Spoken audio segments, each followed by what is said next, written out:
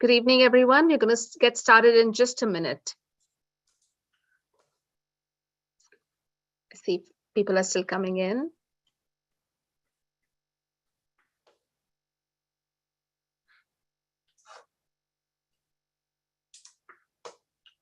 Ellen, did you want to share, try sharing the other version of the PowerPoint? Yeah, I'd like to. I'm just looking to see, how do I make this the full screen? Oh, there, I think that's it. There we go. Okay, so let me try. Okay. It's going to be on my other screen, so I'll be looking over, but hopefully that's okay. That's okay. Okay, there we go. Okay. Perfect. Looks perfect. Yeah. Great. Okay, I can stop the share though. Sounds good. There we go. Good. Yeah, I see people coming in. All right, so let's get started. Good evening, everyone, and thank you for joining us tonight. My name is Rovina Nimbalkar, and I'm the Executive Director at NAMI Santa Clara County. Before we start tonight's presentation, I'm just going to go over some of the NAMI Santa Clara County's updates. So the warm line, which is now the helpline, is up and running from 10 a.m. to 6 p.m. Monday to Friday via phone as well as email. After hours, family support is available on evenings and weekends. Our support groups are all listed on our website. Our website is www.namisantaclara.org, and they're all offered over Zoom. So for educational classes such as family to family, familiar to familiar, persona to persona, peer-to-peer, provider education, you can contact our helpline number, which is 408-453-0400, and you select option number 1. And you can get more details and also get on the interest list. The NAMI Basics program is on demand and on our website, and you can take it at your own pace. Similarly, the Homefront program as well. The next FaithNet training, the Mental Health 101, is on Thursday, May 26th at 11:30 a.m. You can call the helpline and get more information, or sign up for our mailing list, and you will send you the information to sign up for those. The community peer program continues to match via hospitals as well as self-referrals. NAMI Walks Silicon Valley is on October 1st. You can register now on the NAMI Walks website, which is www.namiwalks.org/Silicon Valley. And we're really excited that we're going to be doing this in person at the History Park this year. Our picnic that we do every year, we haven't been able to do it for the last 2 years. We've combined it with the NAMI Walks Kickoff, which is on July 9th. Please look out for an email that we'll be sending out soon with the information, and you can sign up for the picnic/NAMI Walks Kickoff event. Okay, so let's move on. So our topic tonight is sorting out public benefits for you or your loved one. And our speaker for tonight is attorney Ellen Cookman. Ellen is the principal of Cookman Law in Palo Alto, California, where she and her team are passionate about helping families of all shapes and sizes plan for the future and utilize available resources. Ellen received her JD from UC Berkeley School of Law and her LLM in Estate Planning Trust and Probate from Golden Gate University. She lives in Palo Alto with her husband, 2 cute, very active boys, one on the autism spectrum, a boxer pit bull mixed named Ulysses. I hope I pronounced it correctly, Ellen. Mm-hmm. And a kitty named Skittles. So welcome, Ellen, and I'm going to hand it over to you. But before that, I just want to let everyone know that we have 2 sections here in the webinar mode. One is a Q&A section where you can post your questions. And then there is a chat section where you can chat and just interact on that. So I suggest please use the Q&A section for question and answer so we can just look at it and it's all sorted out and doesn't get lost in the chat.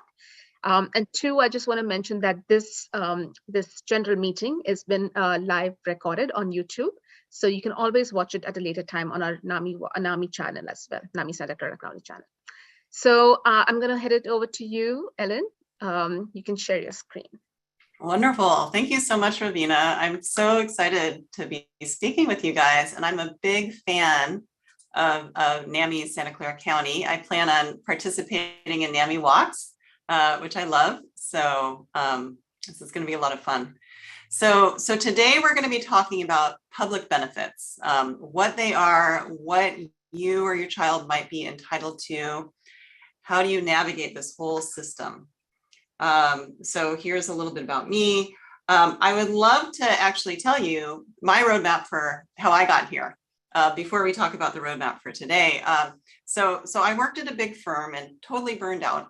And this was a while ago. And then I went to teach for a year at a small private school called Hope Technology School. And while I was there, I learned about special needs planning. Somebody gave a presentation kind of like this, and I thought, hey, I could do that, and I could actually like help people and make a living and use my law degree. Doesn't that sound great?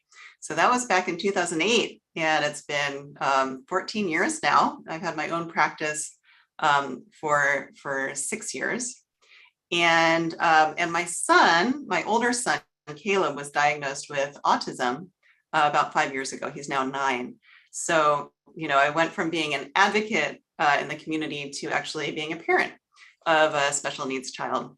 Also, mental health challenges do run in my family. My grandmother, I think, died of depression, and my mom has some undiagnosed stuff, I think, and I have depression. So, so that also is close to my heart.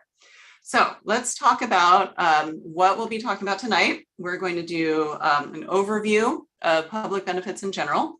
And there's 2 main categories that we're going to talk about: cash benefits like income streams, and also healthcare, because that's a huge issue for us. And then there's a few other benefits like housing and veterans benefits and regional centers that I'm just going to touch on. But really our focus is going to be mostly on income streams and healthcare. All right, so why are public benefits so important? In my mind, you use whatever public benefits are available to make your resources last as long as possible. Really the idea of public benefits is if somebody's disabled and they can't work, then what you would get usually when you work is an income stream and you get health insurance. But if you can't work and support yourself, you don't have those things. So the government's going to pitch in and provide those things, even though it's not enough, even though it's imperfect, it still helps. And there are certain benefits that if you qualify for, that opens the door to other benefits that you can get. So it's good to know the panoply of benefits that are available. And I'll try to touch on a few of those things. And really, it can meet any need that might be needed. Sometimes people ask me, well, do we really need public benefits because, we have a certain amount of money, or I feel like we'll be, mooching off the government. I say, hey, if it's available, you should pursue it. That's my personal take on things. All right, so disability in America, it's huge, as we all know, as we've all experienced. 1 out of every 5 people has a disability. 1 in 10 has a severe disability. I'm not sure, what these are from a website. I'm not sure how they define the severity. This one is incredible to me. If somebody's a 20-year-old worker, they have a 1 in 4 chance of becoming disabled. So that's huge before they retire. And also, people with disabilities, it's a very fast growing group. So we really have to be aware of this. And I feel like it's an invisible group. I was inspired. My dad did a lot of civil rights work, and I feel like disability law is really the next civil rights area. So it's super duper important. Okay, now here's one of the things that's difficult about public benefits. Disability can be defined in many different ways. It's not just like, oh, there's one definition, right? So happily, the income streams of SSI and SSDI, which I'm going to focus on, they have the same definition of disability. But then veterans benefits, they have a different definition. And in-home support services, which we'll touch on, they have a different definition. And then housing benefits. So, hold on for the ride, basically. The other thing that's important to know is that disability does not, it's not just focused on the diagnosis. It's not, okay, somebody has bipolar disorder, therefore they're disabled and they're entitled to public benefits. It's, does that disability stop them from being able to work and support themselves? Okay, so somebody in a wheelchair, let's say Stephen Hawking's, right? Amazing, amazing man who's severely disabled, but he was able to support his family. He would not be considered disabled under several of these definitions. So keep that in mind. All right, so we got to add a little bit of humor. 2 + 2, what does that equal? Well, in public benefits, it depends. A lot of this, just to let you know, a lot of this does not make sense. It's not logical. You just have to know the rules and be able to navigate the system. So if you're thinking, why did they set it up that way? Why isn't this indexed for inflation? Why are we getting so little amount of money and then they decrease it even more? I can't tell you.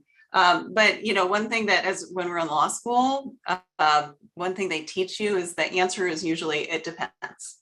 So even if I give you some parameters, what applies to your situation really depends on your specific thing. So I do ask, I come from a family of lawyers and teachers. I love fielding questions and stuff. If you do have a question, it would be great to type it into the Q&A section, as Ravina mentioned. But I'd ask you to make them general questions as opposed to, a very specific question to your situation so that many people can benefit from it. Yes, this is math, not the law. All right, so these are we can think of public benefits in a few different ways. I mentioned that there's the income stream and there's the health insurance, but another way of looking at it is there's needs-based public benefits, which means you need the benefits because you're poor, okay? Then there's entitlement-based public benefits, and this means you receive the benefits because you've paid into the system and you're entitled to them. And then there's other categories. So, and those have their own rules. Now, this is one of my favorite diagrams, and I'm going to break it down for you because this really shows the top 4 types of benefits that we're going to be dealing with and really how they interact with each other. So you'll see here we have income stream and health insurance. So under income stream, there's 2 different types. As I mentioned, there's needs-based public benefits, and that is, if you're poor, and the definition of that is if you have under $2,000 of resources. Now, there are some exempt assets that I'll cover, but really you can have very, very little money. So the income stream for needs-based public benefits is called Supplemental Security Income, or SSI. Now, this might drive you a little bit crazy because the name for the income stream for needs-based public benefits is just about the same as the name for the income stream for entitlement-based public benefits. This one is SSI. This is Ssdi, Social Security Disability Insurance. All right. And it's run by the same place, Social Security Administration. So it's really easy to get these mixed up. And it's really important to keep them in mind to know which one you or your loved one is receiving. So I'm going to try to give you some pointers of how to figure that out. All right, if you're receiving SSI, which is up to about $1,040 a month this year in California, in other states, let me mention, other rules apply. I actually just came back. I was teaching at a conference in Seattle, and there were attorneys and financial advisors from all over the country. And let me tell you, California, as meager as this seems, California has the very best public benefits in all the country. I know it's difficult to imagine that, but it's really true. So other states, they offer about $200 a month less in SSI. So we get $1,040. And here's the really important thing. If you get even $1 of SSI, you automatically qualify for Medi-Cal, which is California's version of the federal Medicaid system. And under this Medi-Cal umbrella is in-home support services, which is really the only program that provides payment to a caregiver of a disabled person at home. I think this should really be where we focus on being able to keep people at home and pay for services. It doesn't pay enough, but it can be helpful. For example, if you're staying home with your adult child and you're taking care of them full time, you as a parent can be paid in-home support services if you qualify. So this is really terrific. Now, even better, okay, I'm going to fill you in on an amazing development in the law, okay? That's why there's this star. Eligibility rules for Medi-Cal are going to change. It's incredible. Okay, so listen carefully. If you, right now, you need to have under $2,000 of countable assets to qualify for Medi-Cal. However, starting in July of 2022, that number is going to increase to $130,000. Okay, so you can have that much. And then in January 2024, they're going to eliminate the resource limit for Medi-Cal. So basically, anybody can be eligible for Medi-Cal. Keep in mind, this is only in California, all right? No other, in fact, every other state is going the opposite way, but California is really broadening the ability for people to apply and be eligible for Medi-Cal. So it's really, really exciting. This is great, great news. Okay, so now let's look at the income stream for entitlement-based Social Security Disability Insurance, Ssdi, and that includes something called child disability benefits. So I'm going to talk about that. Okay, after 2 years of receiving Ssdi plus 5 months, you qualify for Medicare, which is a different health insurance program. And if you are age 65 or older, you're very familiar with Medicare. Well, this is a way that a disabled person under age 65 can also start receiving Medicare. So even if you don't really care about the income stream, the health insurance is super important. Okay, so we have a question. My brother was recently approved for SSI. That's terrific. With my mom as his payee, should she open a separate account at her bank specifically for this money? Yes. Yes, you should keep your SSI money separate from any other stuff. Yes. Is needs-based income under $2,000 and based on individual income, or is this statutory for family income? So that's a good question. And let's cover that when we're talking about SSI. Okay, so what I'd like to point out is that these are not just you only receive this or you only receive the top two. Some people actually get all 4 of these benefits. You can get SSI and Ssdi at the same time. Let's say you're receiving Ssdi, but it's only $500 a month. SSI can supplement it another $540 a month. So you get both. Let's say you're getting, you already have Medi-Cal, and then you start getting Ssdi, you get Medicare. So now you get Medi-Cal and Medicare, and they cover different things. So it's super helpful. Okay, so I want to focus now on cash benefits, but I do want to pause and I'm looking over no other questions, so I'm just going to barrel ahead. But if you think of something, go ahead and write them down. All right, so we've already covered some of these terms, but it's like alphabet soup, right? What does this all mean? So we have Social Security Administration. That's the umbrella that runs both SSI and Ssdi. Okay. Then under the umbrella of Ssdi, we'll find Child Disability Benefits, CDB benefits. Okay, and we're going to talk about what that is. What the Social Security Administration does, their caseworkers have basically an operations manual. It's called POMS, Program Operations Manual System. And they'll look up in this manual, now it's online, but I imagine it used to be like a phone book, really big, and they look up the rules. So that's where you actually find the specific rules related to SSI and Medi-Cal. And then there's also veterans benefits. You can get a pension, you can get compensation. So there's a lot of different things. Okay, so SSI. So we're going to talk about how to qualify for SSI and how to qualify for Ssdi. So SSI, Supplemental Security Income. So usually people start receiving this at age 18. And why is that if they're disabled? Because until age 18, the parent's resources are deemed to the child's resources. So, the child usually doesn't have under $2,000 of resources because the parents might have something. Now, once you turn 18, all of a sudden you're an adult, which is a little bit funny, right? That's kind of like the punchline. If you know any 18-year-olds, we have a niece who's 18, or maybe she's 19 now, and she's still figuring out how to be an adult. Okay, but legally, you're an adult, and so your parents' resources are not deemed to you anymore, and all of a sudden you become poor if you don't have any other assets, and then you can qualify for SSI if you're disabled. Okay, and oh, sorry, this should be 2022. You can get up to $1,040 a month.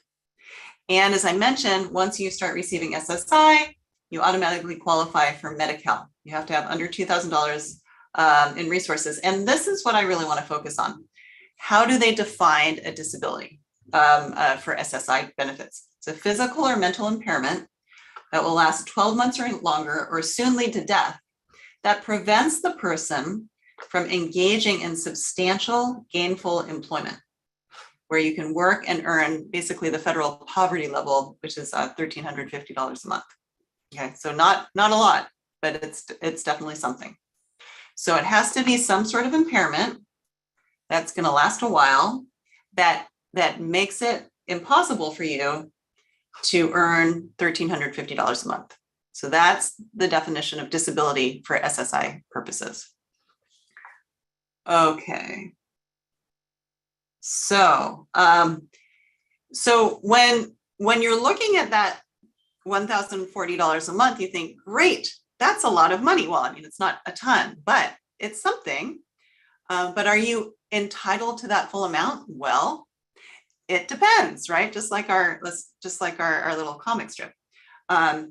So SSI is called Supplemental Security Income. So basically, it supplements any income that you're already receiving. And so here's how it works. If you're receiving your wages, so if you're working and supporting yourself, then they first exclude $65 to $85. That part is forgiven. And then half of your earned income. So let's say you're working and you earn $800 a month. Okay, so the first $65 is off the top, is forgiven. And then the next almost $400, right, which is half of the earned income, is also forgiven. So now they're looking at $400 a month.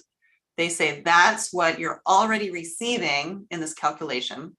And they will supplement that with the $640.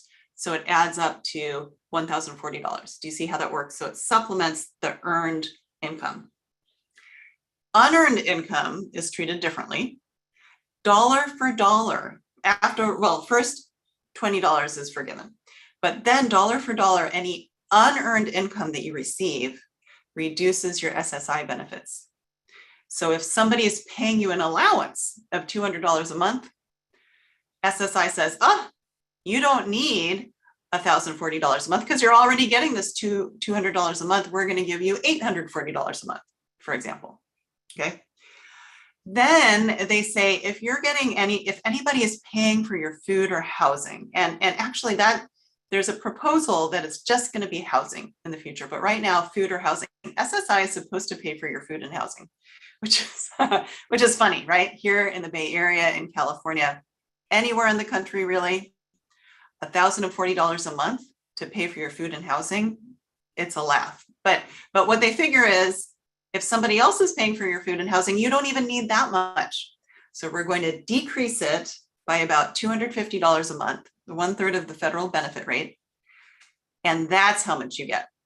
So if you're living with your parents, for example, and you're receiving SSI and your parents are paying your rent, right? Because you're living with them, you're getting free rent, free room and board, then SSI will decrease your monthly income stream by about $250 a month, or maybe $300 a month. So not ideal. That's called in-kind support and maintenance, ISM. Okay, there's a few types of income that's excluded. If something is being paid for you out of an ABLE account, I love ABLE accounts, and that's like another topic. But if something is being paid for you out of an ABLE account, that doesn't count as income. Okay, and if there's bills that are being paid for you, not for your food or shelter, if other things are being paid directly, that doesn't count as income as well. All right. There's a couple questions here about Ssdi, and I'm going to cover that in just a little bit. Okay, so what is countable towards that $2,000 limit, and what is not countable?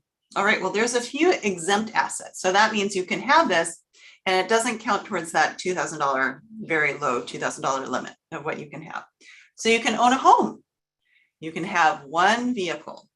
All this stuff within your home, as long as there's not like a Stradivarius there, or you don't have the vehicle, you don't have a Ferrari, those are excluded, exempt assets. So those don't count towards the $2,000 limit. You can also have life insurance policies, burial spaces. If you're running a business, the property that you use for your business, that's excluded. And you can have up to $100,000 in an ABLE account, and that's still excluded, and you can still receive SSI. But here are the things that do count and can disqualify you from SSI or reduce your SSI amount. Cash, if you just have a bank account with $5,000, you won't be getting SSI. Stocks and bonds, mutual funds. If you own any property, it can be a house or land that you don't live on, that's not your residence, then that is a countable resource and can disqualify you. Other life insurance, very valuable personal property, like I mentioned, like the Stradivarius. Other things that can be exchanged into cash. So that might be like a gift card that you can exchange into cash. And then deemed resources. So that's like when the parent's money is deemed to the child. Okay. Okay, so Ssdi. So I wanted to pause there because there are a couple of questions that I see on SSI. Oh, I thought so. Okay. No, I'm gonna keep going on, and we will cover these questions. Okay, Ssdi. So how do you qualify for Ssdi? Well, really, you need to pay into the system. You need to work a certain number of credits, a certain number of quarters, and I kind of go into a little bit more detail, right? At least 20 credits, of which 20 credits in the last 10 years, and so you have to have worked a certain amount, and then you qualify for Ssdi, basically. And there's no income or resource test. So once you've worked that certain amount, you're automatically entitled to the income stream of Ssdi if you're disabled. They don't look to see what's your income right now. They do look to see if you're able to work. Okay, but if you're not, if you're disabled and you're not able to work because of that, then you're entitled to it. Now, Ssdi income is one of those unearned incomes that will reduce your SSI dollar for dollar. The definition of disability is the same that we read a couple slides ago, and I can make these slides available to everybody. So if you qualify, then you receive money. You get an income stream every month, which is terrific. And a lot of times you'll get more than $1,040 a month, but it just depends on how much you worked. And after 24 months plus another 5-month window, then you qualify for Medicare. So who can receive Ssdi? Well, the worker, the person who's worked. Also, that person's spouse, they can receive an income stream based on the worker's work record. Or if the spouse is caring for a child who's disabled or under 16, then they can work. I'm sorry, then they can receive SSDI. Okay, then who else? A spouse who's widowed, they can receive SSDI. If you were married to somebody for over 10 years, then you can get SSDI based on the worker's record, based on your ex-spouse's record, and then a child. And so this is what I really want to focus on. If you have somebody who became disabled before age 22 and they're unmarried, they can qualify for an income stream under the worker's Social Security amount, okay? And that's what we're gonna go to. This is called Child Disability Benefits, CDB benefits. It used to be called Disabled Adult Child Benefits. They changed the acronym just to keep us on our toes. Okay, so if you became disabled before age 22, and then your parent retires, let's say your parent is receiving $3,000 a month upon their retirement. They'll receive $3,000 a month, and you can receive $1,500 a month. You receive half of what the parent receives at the same time. So really, Social Security Administration is paying out $4,500 a month on behalf of your family. It's great, okay? And then let's kill off the parent. Sorry, parents out there. Once the parent dies, the child, the disabled adult child, now can receive 75% of that $3,000 that the parent was receiving. So that amount even increases.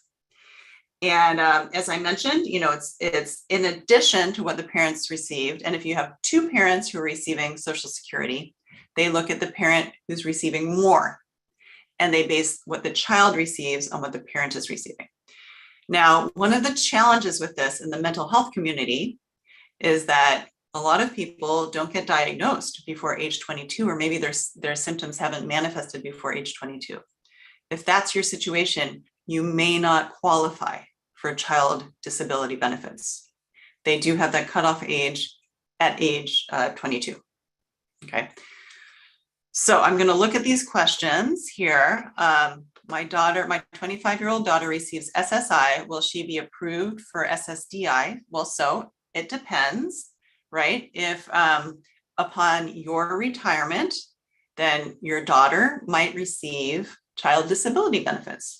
Or if your daughter's later able to work and then she becomes disabled again, then she can qualify for her own SSDI. Okay. I am a financial trustee for a dependent with a physical disability. He has SSI and a bank account with less than $100,000. If I heard you correctly, is he eligible for Medi-Cal? If he's receiving SSI, then, and I'm not quite sure why he has a bank account of less than $100,000. Maybe that's the ABLE account. If he has SSI, even $1, then yes, he should be receiving Medi-Cal. We have some questions about the ABLE account. I'm not going to cover the ABLE account very much in this presentation, but I want to let you know I have a YouTube channel now, which I really enjoy, and I have a video on there. Don't go to that now, but after this is done, I do have a video just on ABLE accounts, so feel free to look that up. For child disability benefits, what if parents are still working? I believe they only receive it once the parents retire.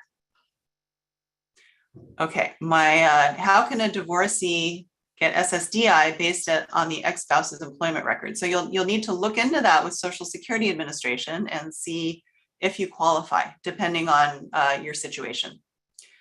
My brother wants me to restructure 401ks and stocks. Will that affect income? I really don't know. That's just too specific of a question. I do know some financial advisors, so if you want to reach out to me later, I'm happy to give you some recommendations. Okay, so I think those are the questions on on the income stream. So what I'd like to do is switch to medical benefits. All right. Healthcare insurance. This is so important. And I don't want to get into politics, but I really hope that someday we will all receive Medicare, and it's not based on our work record. But right now, we're in the United States, which is one of the only countries that doesn't have that. But oh well, we have to deal with what we have here. Okay, so let's look to see what are the health insurance programs that are available. All right, so Medi-Cal. So Medi-Cal is California's cutesy name for Medicaid. It's California's version of the federal Medicaid system. And Medicaid is a federal and state program that pays for medical assistance for individuals and families. Okay. Now there's the interesting thing I think about Medi-Cal is there's certain ways that you can qualify. Several different ways. You can qualify, as we mentioned, it's called categorical eligibility. That's if you're receiving just $1 of SSI, you automatically qualify for Medi-Cal. So that's one way. And if you're disabled, that's often the way that you receive it. Another way is if you have medically needy Medi-Cal. If you don't qualify for SSI, maybe you're receiving Ssdi instead, you can still qualify for Medi-Cal, but you might have to pay some of your income over as part of your share of cost. Okay, institutional deeming. That's how most children under age 18 have Medi-Cal. They have Medi-Cal because there's a waiver program, there's a grant that California received, and they use that money to pay for Medi-Cal. Okay, so that's another way that children under 18 receive health insurance. And then there's expanded Medi-Cal. So that's really Obamacare or the Affordable Care Act. That's where people who have a low income can receive Medi-Cal. So different doors into the same health insurance program. All right, so under traditional Medi-Cal, when we're looking at either medically needy Medi-Cal or categorical Medi-Cal, either of those where you're disabled and you need to have under a certain amount of money, then these are the ways you can, you can have exempt assets, right? Up to $2,000 for an individual or $3,000 for a couple. Now, this is what's changing. Remember I said, starting in July of this year, that's going up to $130,000 for an individual, plus $65,000 per other family member. And then in January of 2024, it's completely gone. So this whole thing is going to look different in January of 2024. Super exciting. But right now, this is what we're dealing with. You can also own a home, and it's mostly the same rules as Medi-Cal, right? You'll see these numbers are about the same. One thing that's different that I'll point out is funds in an ABLE account. When you have an ABLE account, again, go ahead and watch the video, but when you have an ABLE account, like a Cal ABLE account, once you hit $100,000 in your account, SSI is suspended, but you can keep contributing to it and still get Medi-Cal up to the amount that a traditional 529 plan will hold, which I believe is $529,000, an interesting amount in California. You'll find the countable assets are about the same as the ones that we covered for SSI. Okay. Expanded Medi-Cal. So this is the Affordable Care Act, right? So what they're looking at is seeing what is your income level. And so you don't have to be disabled to qualify for Medi-Cal under expanded Medi-Cal. You can just have low income. And they test it based on your modified adjusted gross income. There's no asset test, and this is only available up until age 65. All right, we mentioned the Medi-Cal waiver program. That's to a specific group of individuals, and the one that's most commonly known as children, but there can be other groups and other disabilities where people automatically qualify for Medi-Cal. It might be limited to geographical area. and it could provide medical coverage for people who are not otherwise eligible. I have a question here. What is the maximum amount I can earn and still get Medi-Cal through Covered California? So that would be, this is what you're looking at, the federal 138. So I don't have the exact number, but you can look online to see, the exact number. Okay, all right. In-home support services. This is really a terrific program that's underfunded and doesn't pay enough. But this helps somebody to get an income stream or to pay a caregiver to come into the home to take care of somebody who's disabled and needs help with their activities of daily living. All right, so you can get help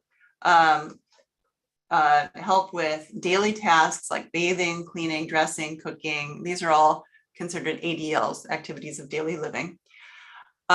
The disabled person must qualify for Medi-Cal. That's the main eligibility. They have to live at home. There's a social worker who will do an assessment to find out how many hours do you need. And typically they don't give you as many hours as you need, but they'll give you a certain amount. And this is really the only at-home care program for somebody. Now, under the Veterans Program, there is a program called Aid and Attendant Care. And that's also an income stream to pay for at-home care, but those are really the only programs. Okay, so as I've mentioned a couple times, once you receive SSI or child disability benefits, after 24 months plus a 5-month waiting period, you get Medicare. Okay, so I'm going to pause and just take a look at the questions. Okay, Ssdi, we answered that. Okay, can they take away Medicare? That's an interesting question. So if you qualified for Ssdi and then you get Medicare and then you lose your Ssdi because you're able to work again, I haven't heard of that happening, but it's possible. Okay, our son has a mental disability and they want to take his Medicare away. They say he will be better. Yeah, I can't address your son's issue, but there are nuances here. Okay, somebody's child was diagnosed with a mental disability before age 22. They work just a few hours. She does have health insurance under her mom's insurance. Now, the problem with that, of course, as you know, is at age 26, a lot of times you can't be covered under a parent's insurance anymore. So that's when we're really starting to look around, try to find a health insurance program. Is she eligible for any type of Ssdi? Really, the two ways would be if mom is retired and she's receiving her retirement benefits, or if the daughter has worked and paid into the system. Those are the two ways to get Ssdi. Okay, so let's move along. Okay, Medicare. So let's talk about Medicare for a second. And this is just to let you know, this is not an area that I specialize in, but there's a whole lot of people out there who do great work with Medicare. It's available for people ages 65 and older. And you may know some people who had celebration parties. I know people who have had parties when they turn 65 because they're like, yay, I'm on Medicare, right? And so it's also for people under 65 who are receiving Ssdi and also who have ALS. It doesn't have complete coverage. And so, as I mentioned, there's some things that Medicare covers and some things that Medi-Cal covers. For example, Medi-Cal does a really good job covering prescription drug costs and also a long-term nursing home stay. But Medicare is accepted by more doctors and pays a higher reimbursement rate. So Medicare is often preferred. So having both can be very helpful. Medicare does not cover many routine or preventative services, which is ridiculous in my thoughts, but and again, it is what it is. So there's different parts, right? Part A, Part B, Part D. I'm really not going to go into that today, but just so you know, there's ways to supplement Medicare, and there's a lot of information available online for this. One other thing you should know about are regional centers. So this is for somebody who has developmental disabilities. All right, so it's not for people with mental health challenges, but sometimes there's comorbidities. So somebody might have autism and a mental health challenge. Well, they can qualify for regional center services based on their autism diagnosis, but not based on schizoaffective disorder or another mental health challenge.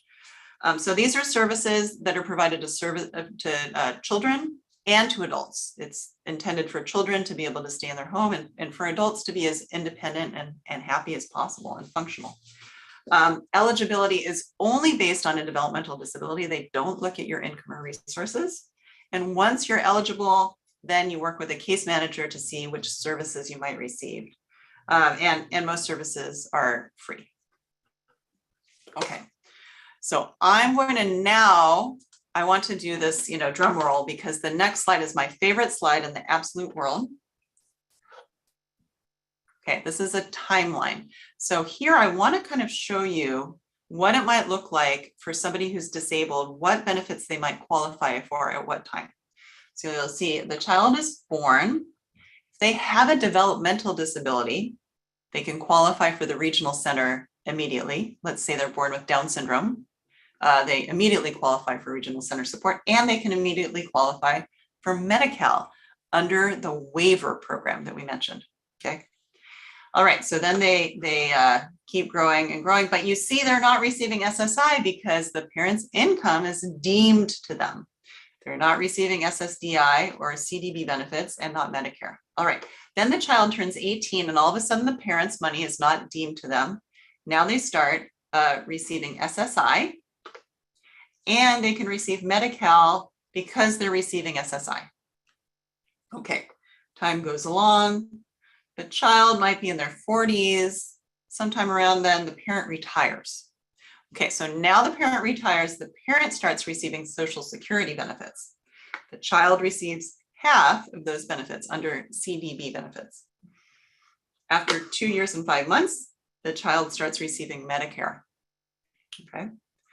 Then we go on a little bit farther, and then the parent dies. Sorry, parents, it happens.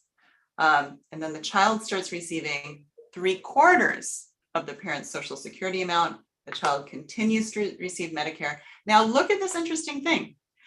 The child could receive SSI depending on how much Ssdi they're receiving. If they're just getting, $800 a month of Ssdi, they might still be receiving SSI. But they're still receiving Medi-Cal. So at the end of the child's life, they could be receiving all 5 of these programs. Okay. Okay, I have a question. My parents have Medicare and private insurance. Does she, so I guess the child, qualify for in-home support services? It would have to be Medi-Cal. You get IHSS under the Medi-Cal umbrella. I was diagnosed in my 40s as autistic. I tried to get into SARC, but so that's a regional center, San Andreas Regional Center, which covers Santa Clara County. But they won't do an intake because they say I have to prove I was disabled prior to age 18. How do I do this? But you'd have to get a lot of documentation together, which is really hard to do, by the way. That shows that you were receiving an IEP when you were a child and those things. I don't specialize in applications for SSI or regional center benefits, but there are people out there. I'm happy to provide some names later on who do help people with these applications. Okay. You didn't mention that you can get Medi-Cal through the disabled worker program, even if your income wouldn't ordinarily qualify you. So you can receive Medi-Cal and be working part-time, even if you're disabled. So I think that's what you're talking about. Yes. Okay. My son was diagnosed as bipolar, schizoaffective before age 22. Would he qualify? I'm not sure which benefits you're talking about there. So if you can retype that question with the benefits you're wondering about, that would be good. Okay, in this chart, the child is older than 22, yet qualifies for CDB when the parent retires. I thought the child had to qualify before age 22. So, okay, the child has to have become disabled before 22, but they only start receiving CDB benefits when the parent retires. Okay, so I hope that clarifies things. Okay, can you have Medi-Cal and private insurance as well? Yes, I believe you can. You can have private insurance, and then Medi-Cal is the backup insurer. Oh, okay, good. So we got a clarification, qualify for Ssdi or SSI. My son was diagnosed as bipolar schizoaffective before age 22. Would he qualify? He could qualify for SSI. You'll have to apply through Social Security Administration. He would only get Ssdi if he was working and then stopped working because of his disability and he worked enough quarters, or if you have retired, and then he can get CDB benefits. Okay, so let's, I just have a few more slides and then we can wrap things up. All right, so a couple more types of public benefits that I'm just gonna mention, I'm just touching on them. We can have a full presentation on this one, Section 8 housing. So this is basically a housing voucher system that is given to people who are impoverished or they have disabilities. So there's a couple of ways that these vouchers are provided. Some of the vouchers are connected to an actual, apartment complex. So, and then other vouchers are connected with a person. So the person can go and bring their voucher wherever they'd like. With affordable housing, they look at your income. They don't typically look at your resources. If you have a special needs trust, they might attribute some of the money in the special needs trust. They'll look at the income stream, and that could count. And if it does, then it might decrease the amount of your voucher, okay? But Section 8 housing, they look at your income typically, not your resources. And then we have veterans benefits. So to be eligible for these, either you're in current active military service or you were discharged in conditions other than dishonorable and now you're a veteran. And if you are, then you probably can go to the VA hospital here in Palo Alto, and there's a lot of benefits that are available to you. So you should look into this. If you're a vet or if your parents are a vet or vets, there's a lot of different services that I'm not going to go into, but just know that they're there. Okay, so here's a question. When does a person under 22 have to apply for a CDB if the parent still has many years before retirement? Should the application for child disability benefits be made before age 22 or after the parent retires? Well, you can apply for SSI now. And then once you're qualified as disabled, when your parent retires, then you'll start receiving the child disability benefits. Okay, so you can start whenever you might be eligible. If you have money right now, then you can't apply yet. You would start receiving the benefits when your parents retire. You can, well, I'm not sure if you would qualify for Ssdi. So it really depends. Okay, what is the difference between income and resources? That's a really good question. So income is the money that you receive. It can either be from earned income, that's what you work and you get a paycheck, or it could be from, so that what you receive that month, okay? You work and get a paycheck, or somebody else is giving you some money, every month, okay, that's income. Once you hold on to it for a month and it's stayed in your bank account for a month, it turns into resources. So resources is what do you have saved up in the bank? That's the way I think of it. There's probably more complex ways of explaining it, but hopefully that clarifies the difference. Okay. I heard they ran out when looking at tenant-based vouchers. There's definitely a long waiting list for Section 8 housing. So get yourself on that waiting list immediately. It might take you like 10 years to qualify. And once you get it, I've had some clients who are receiving Section 8 housing and that's all they care about. That's the only way they can stay in the peninsula is by, holding on to that. So definitely that planning is super important. How do you get it? You apply. You apply through, I believe it's HUD, Housing and Urban Development. And there's an application process. Okay, let's see. So if you like Seth Meyers, boom, easy as that, right? Which I think is, the joke is that it's not easy. This is very complex work and they make it difficult, I think, so that you'll give up and just not apply. Sometimes people apply by, for example, for SSI, and only about 40% of applicants are accepted. But then if they appeal, then 50% of the appeals are accepted. So you usually need to appeal your application. So these are not easy things. Okay, so a little bit about our practice. So we're located in Palo Alto, but we help people all over California. Estate planning and special needs planning is state specific. So if you're in a different state, we're probably not able to help you, but we can make a referral to somebody who can. There's 2 attorneys, me and Hannah, and then we have 6 support staff. So there's 8 of us, and I love our team. You'll see our picture here.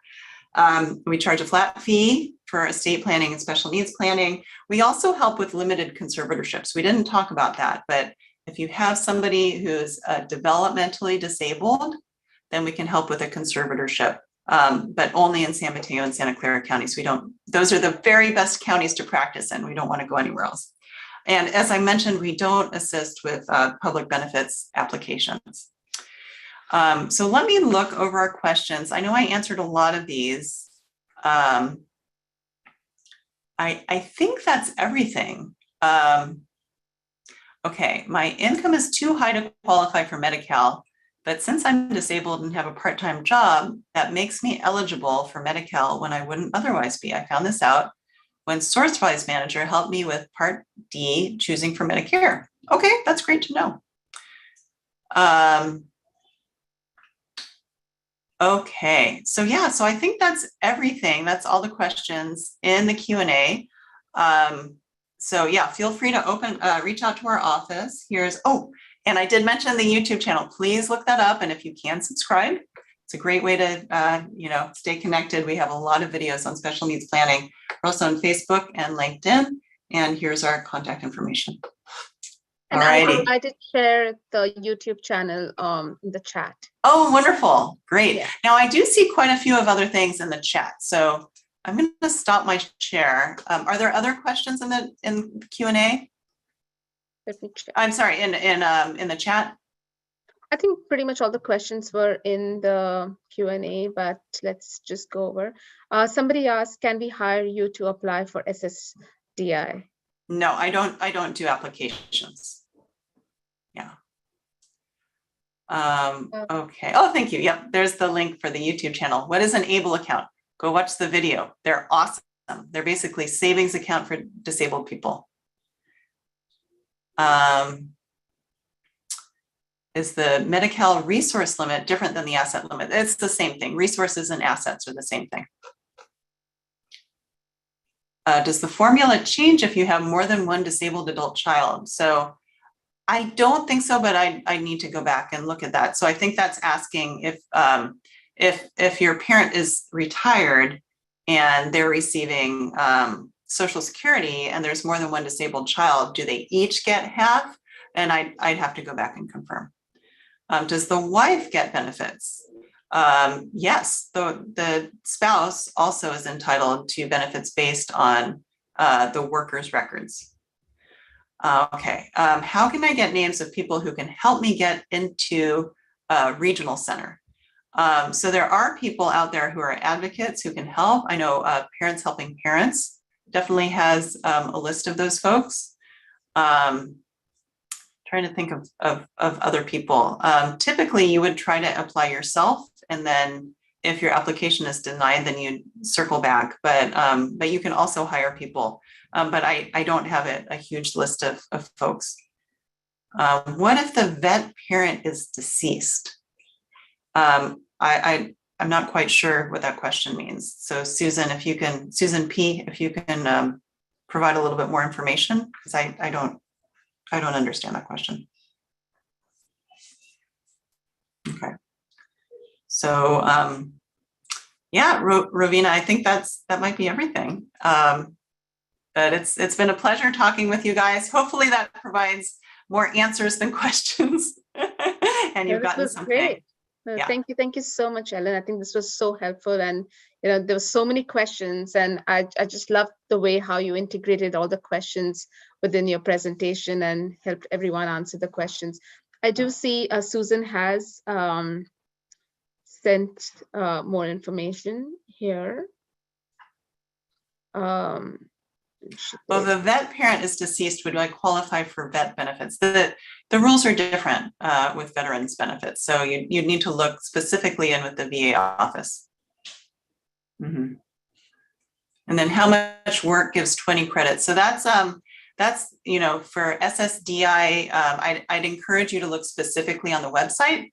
They really break it down as to how many credits you need to receive different benefits.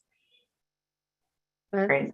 Thank you so much, Ellen, for coming tonight and answering all our questions and for the presentation. I think this has been really helpful, and I'm sure that people can go and watch your YouTube channel. Thanks again. I think this is very informative. So I hope to see you again. Everyone, have a good night, and thanks everyone who joined us tonight. We have more than 58 people who had come in, so thank you so much. All right. Thanks, everybody. Yeah. Bye, everyone. Bye.